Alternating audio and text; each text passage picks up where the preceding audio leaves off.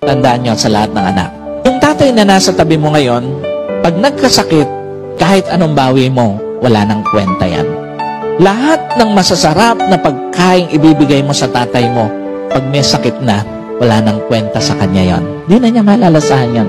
Lahat ng mamahaling kainan na pagdadalan mo sa kanya, pag may sakit na tatay mo, wala nang kwenta sa kanya yon. At lahat ng mga sikat na lugar na pagdadalan mo sa tatay mo, pag may sakit na siya, wala nang kwenta sa kanya yon.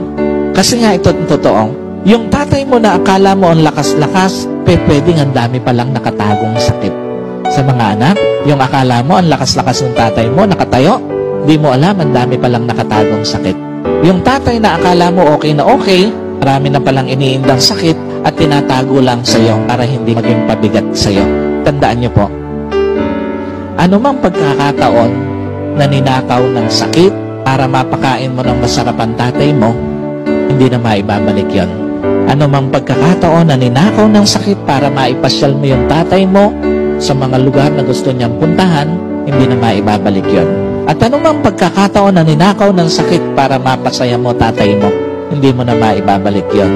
Ganong kalupit ang sakit kung magnakaw ng pagkakataon sa isang anak para mapahalagahan ng tama yung kanilang magulang.